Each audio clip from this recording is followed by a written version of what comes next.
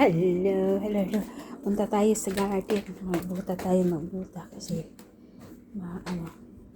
naka-short lang ako. Come on, let's go pa. Siyempre, nangunguna yung dalawa. Come on. Oops. At may dala tayong ganito kasi pipitas tayo ng strawberry. Go. Ganda dito.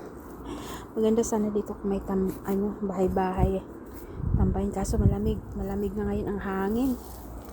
Super lamig. Ang ganda ng mga bulaklak. Ganda. Uy, dalawa tumitigil. So, dito tayo sa may strawberry. Tingnan nyo guys yung strawberry na nahinog ng sobra.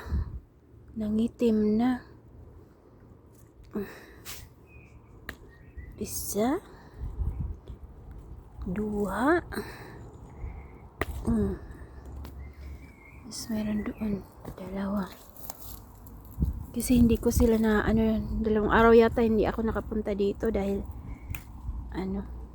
tinatamad ako. Wala kasi akong gaanong tanim. Ito lang. Hindi ako nagtanim this year. Buti nga ito tumubo na sariling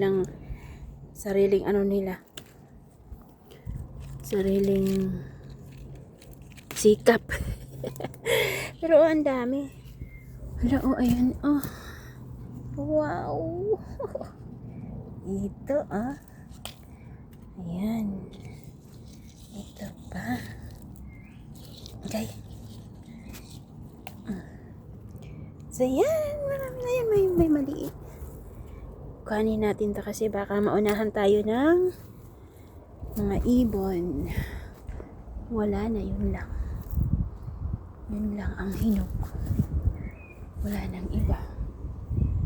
Guys, tingnan nyo. Siguro bunga na talaga ito. Bunga na talaga ito. Ayan. Apple yata ito si Peanut. Peanut? Where are you going? Pinapagalitan ko kasi siya pag lumalabas bigla. Ayan, tingnan natin after a few days. Siguro pag balik namin galing sa camping, kaya magka-camping kami sa first week ng June. Pagbalik namin, kung hindi yan patay, marami ng bunga. Kasi hindi madidiligan. Okay, hindi ko nga nadiligan kahapon Kasi diba ito yung gooseberry? Gooseberry, teka nga. Igaganyan natin para may hawakan ako ganyan. Yan. Gooseberry.